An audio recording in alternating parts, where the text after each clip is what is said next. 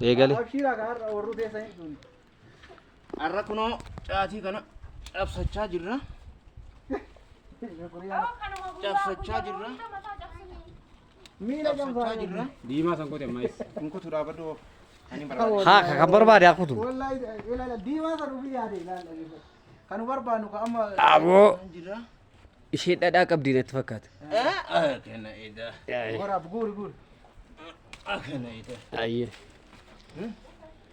Ah Kana ida. jimaa finfinnee jennee dhaabnee jimaa Addis Ababaa taate. Godina addaa naannaa Finfinneetti lafa dantaa addaa uummanni Harargee Finfinnee irraa qabu akkana jimaa keenya dhaabbannee irraa cabsanna.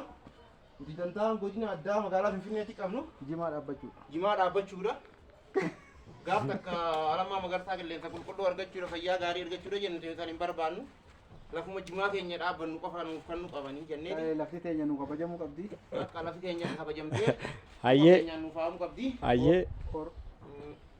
Awoo magaalaan itti cabdeeti. Ayyee. Kun olaali humna keenya ofiif dhaabbanne Ayyee.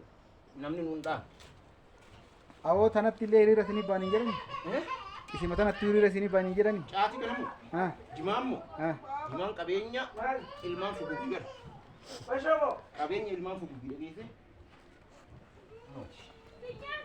qabeenya uummanni fuguu qabu asii dalaalamu kunuun Itti jisi. Siksiiseera. Hin siqa.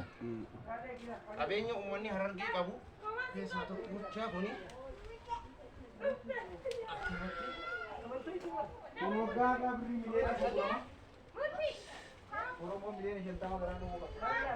uummanni baay'een as dhufee misoomsuu qaba investimentii godhuu qaba Ayyee. jimaadhaan Ayyee. jimaadhaan investimentii godhuu qabna Ayyee. nuti investimentii jimaadhaan goona Ayyee sirriidha. warshaa maalii dhaabuun hin jennu lafa jimaa dhaabuun qofa barbaadna Ayyee. kana isin hin jenna galatoomaa Galatoomaa Amsa isinis kana immoo galmaan nu gahaa ni geenya. uummata Oromoo bal'aa hundaan biraan nu gahaa. Ayyee.